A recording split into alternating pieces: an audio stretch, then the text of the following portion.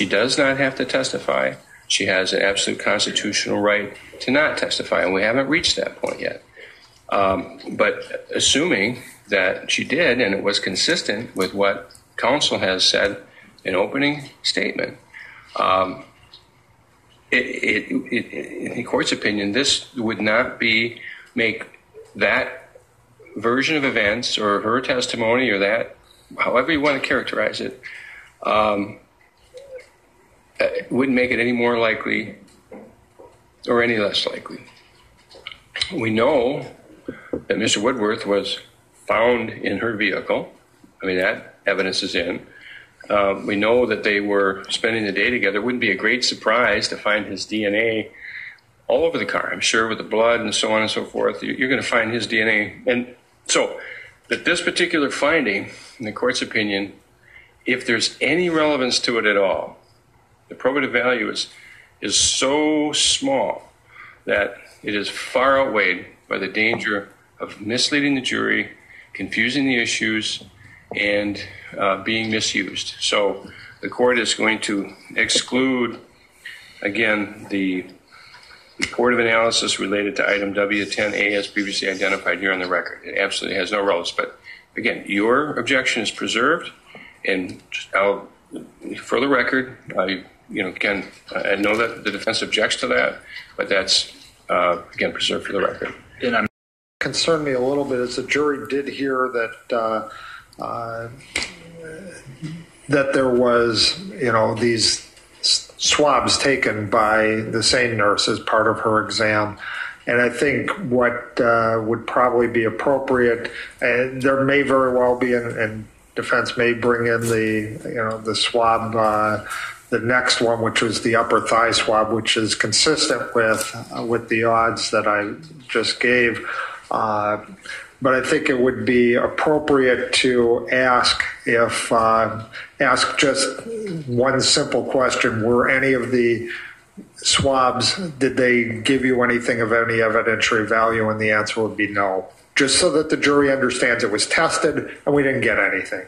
I think I would object to that question. I don't know when Mr. Scott is going to be testifying, but I would entertain the entering of a stipulation regarding item W3A, W9A, and W10A. I don't have the wording of it right now, but I would certainly entertain something so that we could alleviate that concern. I just don't think it should be in a question-answer format. I'm fine with a stipulation that there's nothing of evidentiary value in them. That's fine, too. I'm not agreeing to the term nothing of evidentiary value. That is a term of art that I don't think is accurate, and we can find some other term perhaps, but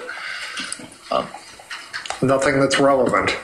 Again, we're getting closer. All right. Well, we'll talk about that. When is Mr. Scott going to testify? He'll be the third witness we're going to have, Your Honor, today. Okay. So that gives you a chance to think about it. But again, as I understand the events, as the evidence is unfolded, that this SANE exam was done and these samples were taken because Ms. McCandless was not able to say what had happened. That's she didn't say. The fact is, she didn't say what happened. So they did the exam in the event that, again, later she may be able to say what's happened, and so. But the fact of the matter is, when she did say what happened, it did include sexual contact or intercourse actually occurring. And I haven't heard anything other than that or anything inconsistent with that. So I think that should be fairly easy to come up with a stipulation in that regard. So we'll then probably take a break and finalize that before Mr. Scott testifies. Okay. That's fine. And with that, are you ready for your... One other thing, Judge. We'd just be asking the court to take judicial notice that the conversion from kilograms to pounds is to multiply kilograms by 2.2 and you get pounds. Any objection to that? That's my understanding.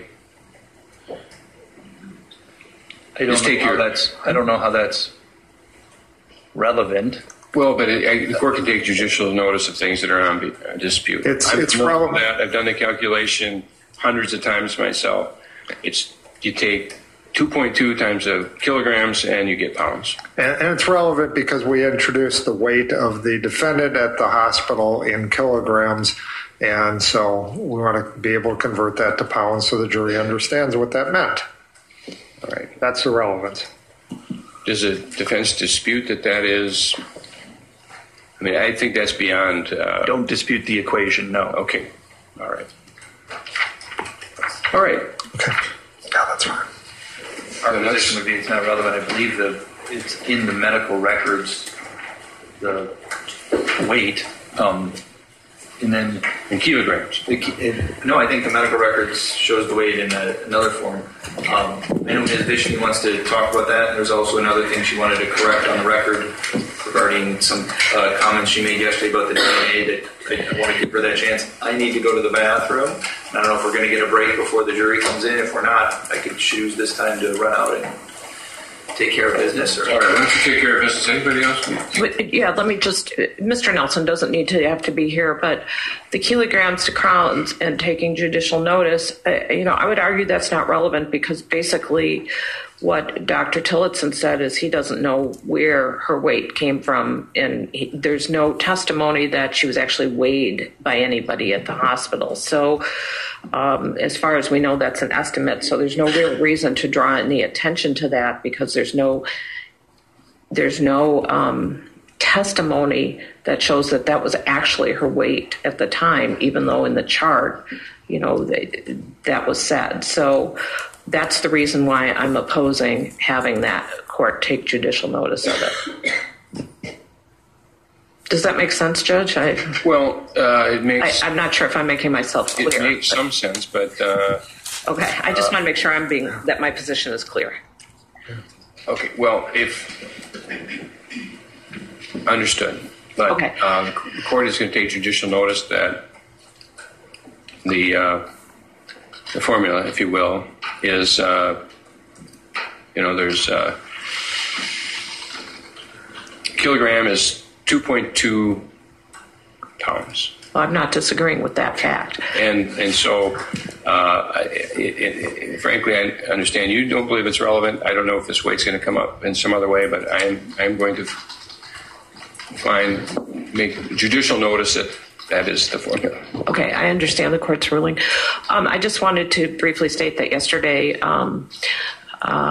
I said something about whether or not YSTR could be sent for probabilistic genotyping, and I have investigated that, and in fact it cannot. So it's really got nothing to do with what's happening in front of the jury, but I just want to correct myself. Okay, thanks. Very good. All right, then. Ezra McCandless is going to have to bring to this jury. What we had yesterday, we had the BDSM scenario, and we also know that Alex Woodworth was into, on some level, this alternative lifestyle. That fact could help her, right, in her own defense, but it's such a complicated story, and she hasn't told the same story from the beginning.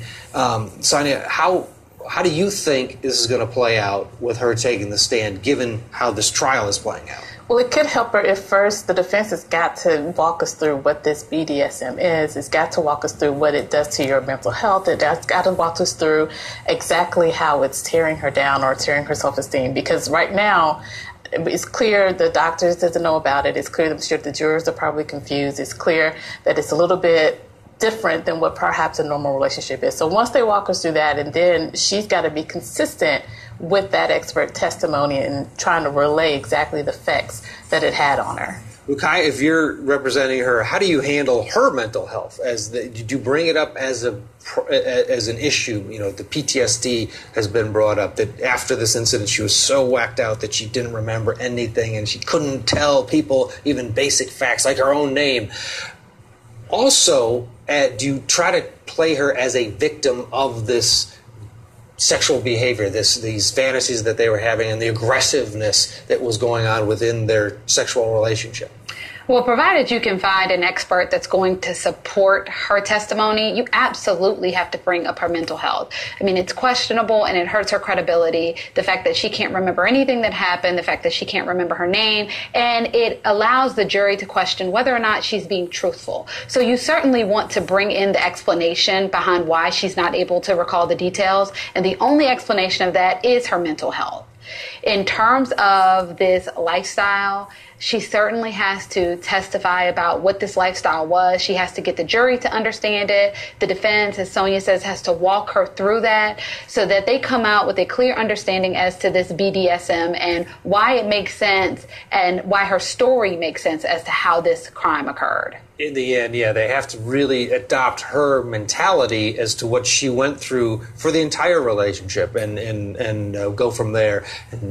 But it's going to be a difficult situation for her because there are so many details and the cuts on her. You know, were they self-inflicted? Were they not? What about the cut on your thigh? And then of course, boy. There's going to be a lot of ammunition for the state on cross. I completely agree, because even in addition to what you said, we've also got to figure out, why did you contact him again? It's been, according to the state, you guys lost contact between February and March, so why all of a sudden are you contacting him? And then you've got to explain the history of your relationship with 2 other men. You've got to explain, the sexual assault allegations you made that then came out to be unfounded to some degree. And so it's a lot of information that she's going to have to walk through in addition to what happened that night. And fear, if you were scared of him or you thought that he was dangerous because of what you two had experienced in the bedroom, why on earth would you go break up with a guy out in the middle of nowhere? Exactly. Do it at a public spot. I mean, everybody knows the coffee shop is the place to go in this case. Take him to Racy's and finish it there. Lots to unravel for the state, potentially. It looks like the jury is walking into the courtroom. There's Judge Peterson standing up with his Milwaukee Brewers lanyard as he wears every day, and he's addressing the jury. Let's get you into the courtroom. Okay.